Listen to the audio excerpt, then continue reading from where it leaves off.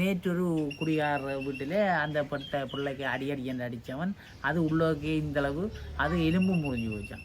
எலும்பு முறிஞ்சு போச்சுன்னு பார்த்தா ஒரு தடவை நடவடிக்கை எடுக்கிறதா இல்லையா, அதை எங்கே போகிறோன்னு தெரியாது. ஏஜி ஆஃபீஸுக்கு போகிறதோ கச்சேரிக்கு போகிறதோ இங்கேன்னு தெரியாமல் கஷ்டப்பட்டு துன்பப்படுது உள்ள நாட்கள் எல்லாம். இத்தனை பேர் இத்தனை விதமாக கஷ்டப்படுதுங்க.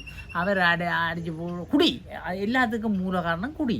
அந்த குடிக்கிறதுக்கு நகையில பறிக்கிறது, போய் கிடக்கிற காசை பறிக்கிறது. அண்டை ஒரு பிச்சைக்காரால் ஏனையா பிச்சை எடுக்கிறீங்க என்ன செய்கிறது கஷ்டம். இந்த பிச்சை காசு என்ன எடுக்கிறேன்னு கேட்டால் என்ன இதை நான் பிச்சை எடுத்துட்டு போனால் மகன் பறிச்சு குடிச்சிடுவானா ரெண்டு சொல்கிறேன். அப்போ அவருக்கு இப்போ எது பிச்சை கொடுக்கலாமோ? அந்த பிச்சை எங்கே போகுது? மகன் தான் பறிக்கிறான்.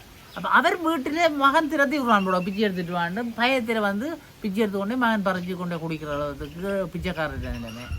இப்படியெல்லாம் போது அடிப்படை குடிதான். குடியை பற்றி தனியாக வீடியோ போட்டு நாங்கள் தயவு செய்து ஐயோ திருந்துங்கப்பா என்ன செய்ய போகிறீங்கன்னு ஒன்றும் விளங்கல. கொஞ்சம் கால வாழ்க்கை உண்மையாக கடவுள் படைச்சது சந்தோஷத்துக்காக தானே. சந்தோஷமாக கொஞ்சம் உயிரோடு இருந்துட்டு போட்டுமணி எங்கடா கிடக்கு சந்தோஷம். சந்தோஷத்தை கஷ்டமாக சந்தோஷத்தை குள்ளு தோண்டு புத்தச்சி போட்டு இருக்கிறோம். என்ன செய்யறோம் சொல்லுங்க. ஐயோ என்னால முடியல, இது தாங்க முடியவில்லையாப்பா. என்ன நடக்க போகுது எனக்கு தெரியல. ஏதோ செய்யுங்க.